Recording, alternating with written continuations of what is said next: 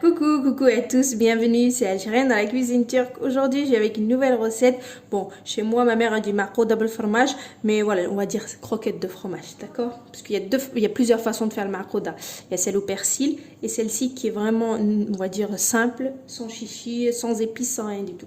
Donc, j'ai fait cuire 6 à 7 pommes de terre dans l'eau, donc j'ai écrasé bien sûr, donc comme une purée. J'ai juste salé.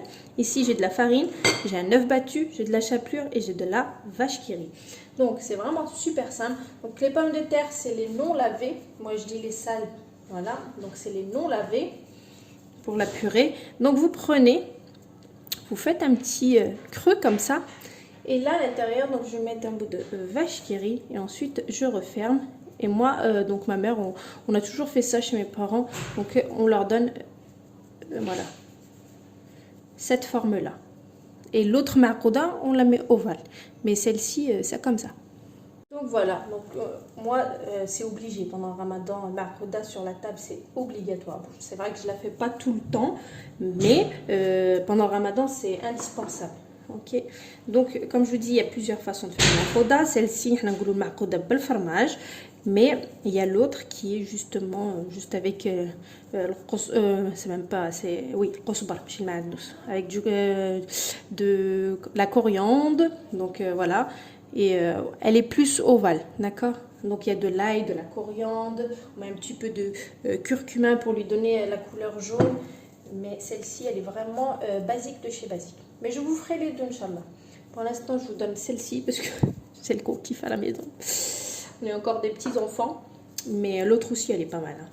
Donc déjà je voulais vous montrer celle-ci, c'est des croquettes et en général ça plaît à tout le monde. Vous pouvez leur donner une forme que vous voulez. Hein. Moi c'est celle-ci que je donne tout le temps. C'est parti, donc je les ai tous remplis comme vous pouvez le voir de vache qui rit. Donc dans un premier temps, dans la farine, ensuite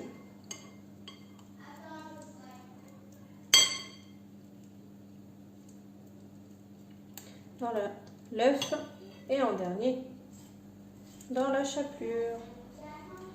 Voilà, super simple. Vous réservez de côté.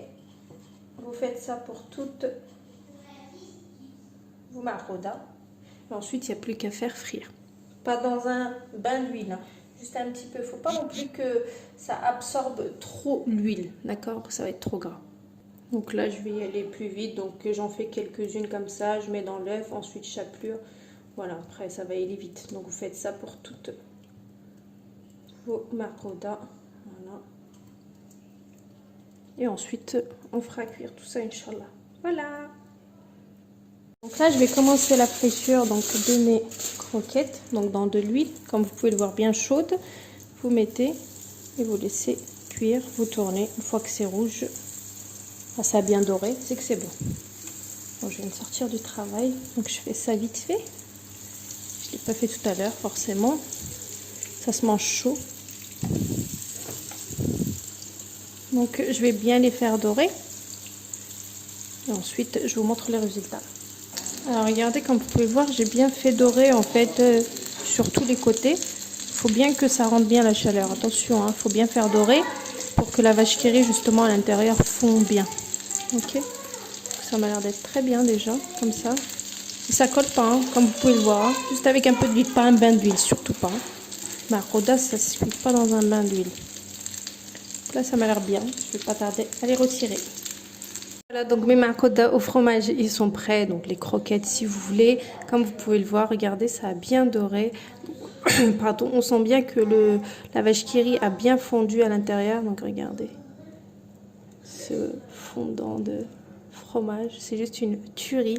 Donc je vous poste la recette comme d'habitude. Je vous dis une très bonne réalisation et à bientôt pour une nouvelle recette. C'était Algérienne dans la cuisine turque. Ciao.